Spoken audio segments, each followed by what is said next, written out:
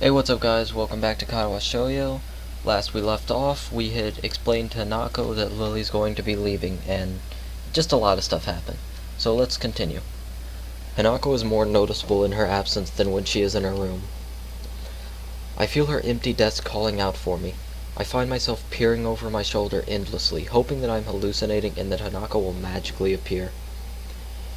She makes sure she's as small a presence as possible when she attends class, and although she had been getting better recently, that fact never changed.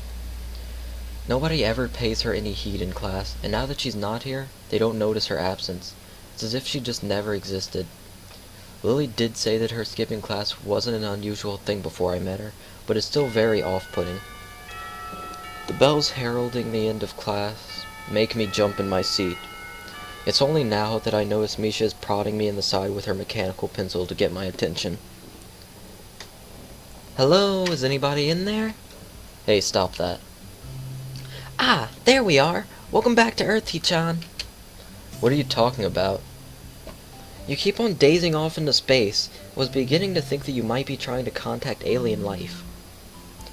I really didn't get much sleep last night, so I don't doubt Misha's words.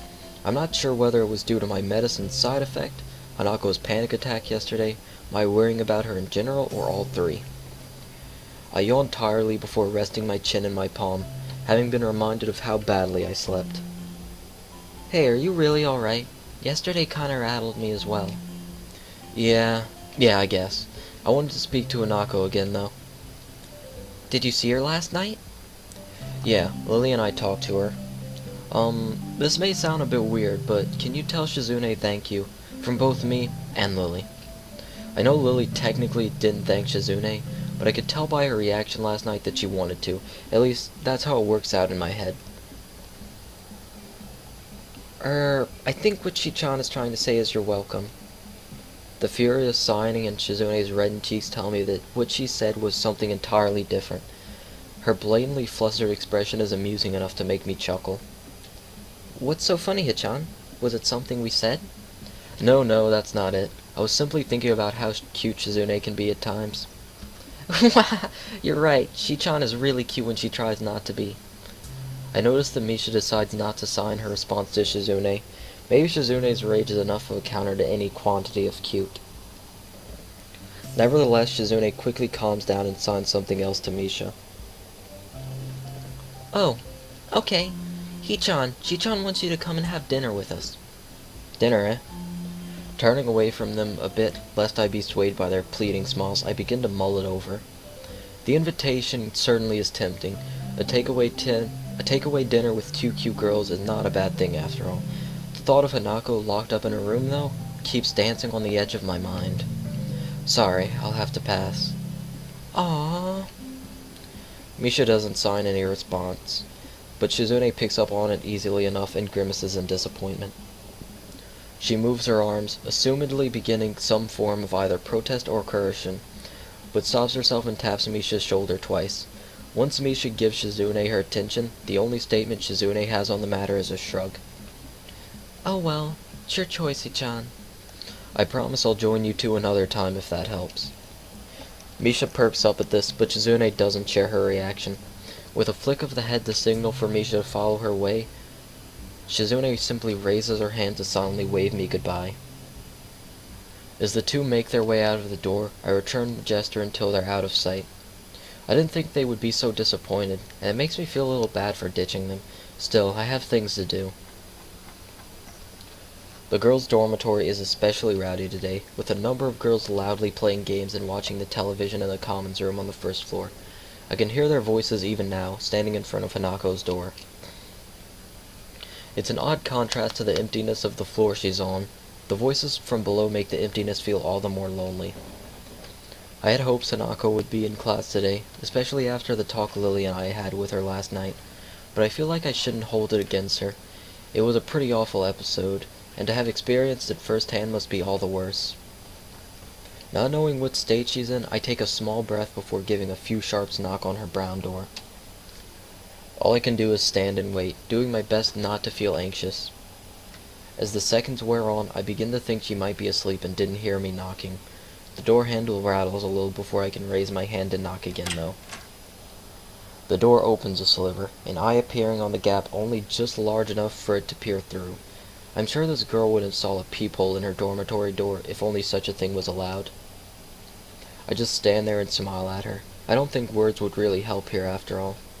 The act is returned in kind, with Hanako wordlessly looking at me. The gap's not wide enough to see her expression, and I can only guess what she's thinking. Time passes as we look at each other, the only sound being the disembodied gaiety from the ground floor. I'm not sure how long it takes, but eventually the eye moves away. I keep wondering whether she'll let me in or shut me out until the door slowly begins to creak open. Now that I have a full view of her in her bedroom behind, the first thing I notice is that Hanako's hair is quite damp. She's recently showered, which is made even more obvious by the scent of shampoo wafting towards me. The look on her face seems one of curiosity, as if she's not really sure what to make of me. Even so, I'm not really all that sure of what she's thinking. It feels as if she's gone away for a long time, and having now returned, neither of us knows what to say to the other. Hanako realizes she's staring, looking away awkwardly before turning to the side and gazing at her feet. I decide to take it as an invitation and step past her into the room, closing the door behind me as I do so. I can see her hands fiddling in the folds of the oversized gown that hangs from her shoulders. I try to concentrate on what I want to say, but the scent from her addles my senses. To my surprise, it's not me, but Hanako that breaks the silence. Why? Because, why did I come here? I was worried about Hanako, so I came to her room. She let me in, as I had hoped, and then what? What did I mean to do by coming here? Why didn't I think this through before coming here? I want to make up for what I really caused, what I feel I caused, at least partly. I want to try and remove the distance I feel between us since then, and to see her happy. How can I do that, when I don't know the first thing about her? I wonder if this is how Iwanako felt when she saw me lying in that sterile, pastel blue hospital bed.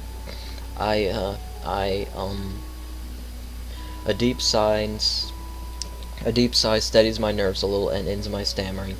I don't think I've ever felt this nervous around someone before. When I'm like this, I don't think I can lie. Even if I could bring myself to, Hanako would see through it right away. I don't know, I just wanted to see you, I guess. Her fingers stop moving, giving me a little surprise. Looking up to her face, she gives me a sweet smile and a nod. That was a satisfactory answer for her? She's so cute. So adorable. So adorable. The most adorable of all the girls in Yamaku. Since you're here, I'd like to play a game of chess with you. I almost hang my head in disbelief that all she wants to do after I've been winding myself up so much is play a game. Looking at her face, though, a tentative smile perched upon it, I realize that this is more than that. She could not have bothered answering the door. She could have shut it as soon as she saw my face. She could have asked me to leave. She could have rejected me at many points, but she didn't. Now, with this calm face, she wants me to play a game, the same game that we played when we first really spent time alone together. A feeling of relief washes over me. Everything will be alright. Hanako has let me into her world. As long as we could be together like this, I think everything will be alright. It would be my pleasure. Seriously though, Hanako is so fucking cute. She's the cutest in the sense of, like, cat cute, or puppy cute. Not like cutest is in the most attractive, because they're all equal and subjective to opinion in that category. The day of Hanako's birthday party is finally here. To be honest, I'm looking forward to seeing Hanako and Lily in their pajamas again. Hanako's gown has grown on me, is looking rather cute, though a bit conservative, and Lily's shorts and thin silken top are a lovely combination. Nice! But the event is stained a little with the memory of Hanako's reaction to it. I still don't really know what happened, only being able to vaguely guess at the possible reasons for it, but I don't think finding the answer will be as straightforward as asking her. With that in mind, I knock on the door next to Hanako's. Is that you, Hisao? Yeah, it's me. I can hear the pitter-patter of footsteps coming to the door, followed by the sound of the lock snapping open. I don't think I've ever seen Lily's door locked before, and it makes me a little suspicious. Once the door opens, the sight is a little underwhelming for a birthday party. I don't know. Looks like a pretty good sight to me, Hisao. Those legs. Hanako returns to her feet at the table with a quick smile and a nod, leaving me to close and, assuming they want it to be kept that way, lock the door.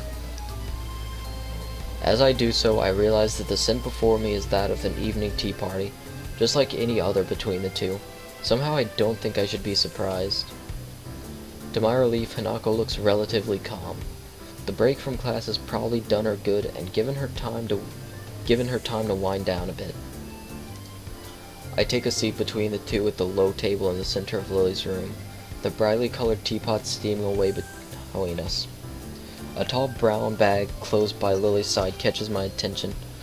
I covertly try to glance inside a couple times, but can't get a good look from here. Looking at Hanako, it seems like she's as curious about it as I am. Hey, Lily. Lily finishes off the teacup raised to her lips before setting it down and giving me her attention. Yes. I was just wondering about that brown bag. She pauses for a moment, then gives a slightly cheeky smile. That would be Akira's present. Unfortunately, she said she was working and can't join us. Lily leans over and feels out the item inside before raising her arm. I raise an eyebrow as two items, not one, rise from the bag. The glass necks are grasped by Lily on either side of her middle finger, so this is why she had her door locked. Wine. There are two small thuds as the bottles are brought to rest on the table, one red, one white. I want to believe that it's fake, non-alcoholic wine, but if it was, there wouldn't be any need to be this circumspect. Alcohol? Seriously? Are you sure this is a good idea? Lily smiles politely and giggles. I'm not really convinced that she is. These would be the presents for my sister. I know it's a bit questionable, but a little shouldn't hurt. If Lily took serious issue with it, I don't think she'd have agreed quite so easily. That aside, I had Akira squared as the serious and responsible type, maybe like an older Lily, but it looks like I was wrong. We aren't even legally able to drink yet. Well, in that case, I won't complain. They don't look bad either. I'm no connoisseur, but at least the bottles look nice.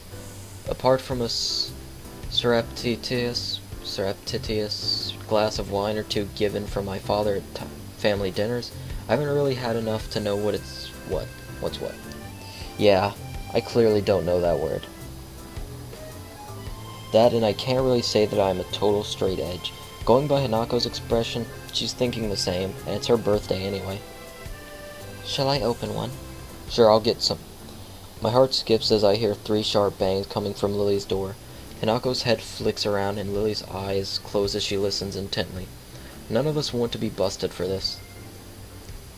Who is it? Let me in, I'm cold! Lily lets out her resigned sign before motioning for Hanako to open the door.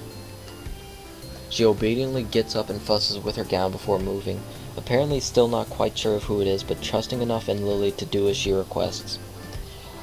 I can just see a blonde, dark-suited figure become visible over Hanako's shoulder as she opens the door. Happy birthday, Hanako! Thank you, Akira. Hanako gives a small bow while twiddling her fingers in front of her. So this is Lily's elusive sister. Blech. Akira follows Hanako to the table after shutting the door behind her, giving me plenty of time to have a good look at her. She looks to be about the same height as Hanako, and has short blonde hair that's quite roughly cut. That, in addition to a rather modest breast, masculine suit, and deep voice, give her quite an androgynous effect. Without further ado, she plops herself down on the side of the table across from me. It's nice to have your company after all, Akira. Did work let you off? Yep. I have to go back there in a bit, but I managed to get enough of a break to drive down. So, this would be Hisao then. A confident smile gets thrown in my direction, so I nod politely in return. Considering she just jumped straight to using my first name, she's much more informal than her appearance would suggest. Wait, she already knows who I am. That must mean that Lily's talked about me with her. Wonder what she said. Sorry for not introducing you. Hisao, this is Akira Sato, my elder sister. I see. Nice to meet you. person in question loudly claps her hands together, making Hanako jump a little bit. Give me a second. Bouncy, bouncy, bouncy, bouncy, bouncy, bouncy, bouncy, bouncy, bouncy. Look at her opening and closing her eyes. Okay, enough of that. Akira notices this and looks uneasy for a fraction of a second before getting back into her stride. Only now do I realize that Akira hasn't paid Hanako's scars any undue attention. Hanako also seems to be comfortable, if not relaxed, around Akira. Well then, I assume the presents got through? No point in waiting, considering Hisao and the birthday girl look like they're pretty eager. Lily giggles as I awkwardly turn away, a little embarrassed by the fact that I couldn't hide my interest. Hanako's eyes are telling me that she wants to try the wine together with me, though, so I settle for a look of badly feigned indifference. Akira manages to uncork the first bottle with small effort, and Hanako goes to get some glasses before I get to pour the four of them full of white wine. I heard somewhere that white wine has less alcohol than red wine, so I think it would be best to start with. Here's to Hanako, and to Lily's trip. Cheers. Cheers! Cheers. After the traditional raising of the glasses, we all take sips of the pale yellow liquid. It's nothing like the stuff I've had with my parents, with the fruitiness of the flavor almost entirely hiding the taste of alcohol. Maybe this is what proper wine is supposed to taste like. Then again, it's possible that Akira just chose a wine which would be suited to our taste, since none of us are used to alcohol yet. Or at least I hope none of us are. This isn't too bad. I was expecting something harsher. If you hadn't liked it, I have a few other varieties you could have chosen from. You sound like you know your stuff when it comes to wines. Only a bit. I'm more of a beer kind of person. I have the drinking side down pat, though. As if to prove her point, she refills her glass before bringing it to her lips and flicking her head back. Hanako and I silently watch as the whole glassful disappears down Akira's throat. Not the only thing that's about to disappear down Akira's throat. And we're moving on. I can't decide whether to be impressed or put off, but I certainly don't have any urge to imitate the act. Lily grimaces slightly at her sister's boast. I note that she is sipping from her glass as she does so, though. Anyway, now that Akira's gift has been opened and sampled, shall we move on to ours? Blah. Gifts? That's right. We got you presents. It's your birthday, after all. This is from me. Lily pulls out a carefully wrapped doll from under the table and passes it to Hanako. Hanako handles the present as if it was glassware, carefully turning it over to remove the tape that binds the wrapping. Eventually, the paper falls from the doll, revealing the emerald green of the doll's dress. It's beautiful. I'm not sure what reaction I was expecting from Hanako. The near total lack of dolls in her room made me think that she didn't care about them, but the look in her eyes now is something different. She turns the doll around with the same delicacy she afforded the wrapping, as if she was expecting it to fall apart in her hands. I'm glad you like it. Hisao picked it out, to be honest. Hanako suddenly remembers that she is not alone in the room, and shifts her focus from the doll. Yes, I like it. Thank you, Lily. And Hisao? Actually, I got you something else. I reach into my bag and remove the wrapped chess set. Here, happy birthday. Hanako carefully sits Lily's doll next to hers and opens my present with the same care that she showed Lily's. Before long, the checkered squares of the chessboard are visible, and Hanako gently runs her fingers across the carved surface. Oh!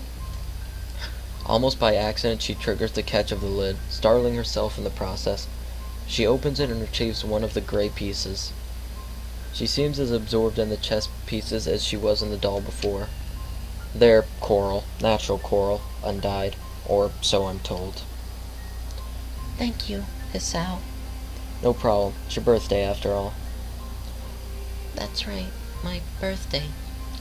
Once again, Hanako's reaction seems a little off, but she carefully closes the board lid. I notice Akira's smile beginning to look very strained. Wonder if she knows anything about what happened in class, given that she seems to be treading on eggshells around Hanako. I'll have to play you again sometime. I'll make sure I'll play you first. She takes the doll she received from Leah and holds it to her chest together with the small chessboard, putting the pieces on top. The act seems to settle her down somewhat, and we just sit in silence for a while. I think it's one of the few times I've seen her genuinely happy, cradling the friendship of two people to her chest as tightly as she can. Thank you, Lily. Thank you, Hisao. In the process of thanking us, Hanako drops the chess piece and fumbles a bit in her rush to retrieve it. When she finds it, Hanako puts the chess set down and nervously gulps at her wine. It's as if the real world suddenly rushed back into her consciousness, and her fastest escape from it was in her glass. Hey, easy there. You shouldn't drink it that fast. It is a party, Hisao. Despite saying this, there is a slightly concerned edge to her voice. Eventually acquiescing, Lily proceeds to follow Hanako's lead, though not as eagerly. She looks to be taking small sips from her glass and letting the wine settle on her tongue before swallowing. I decide that this is probably the best approach and do the same myself. Since this is kind of a going away party for you as well, I hope you enjoy your trip at least a little. Lily, hopefully your aunt will be okay. I hope your aunt is okay too, Lily. Lily and I are slightly taken aback by Hanako's fervor to wish Lily well, despite her own familial situation. I'm a little impressed. My. Thank you both. I'll be sure to convey your thoughts to my family when I meet them. It'll be fine in the end. Lily, don't worry about it. Since the room's mood has become noticeably more sullen, I decide to try and move things along. Well then, shall we start on the cake? My tentative suggestion has the intended effect, everyone lighting up considerably. Yes, please. Cake? I didn't know there was any cake. I picked one up before I came, along with some snacks. Well done, Hisao. At least one of us remembered to bring one. Everyone seems to welcome the distraction, so I retrieve the cake from my bag and start cutting it up. Mixing wine and chocolate cake isn't something that I thought would work well, but none of us seem to mind. Conversation is temporarily suspended as we start to eat.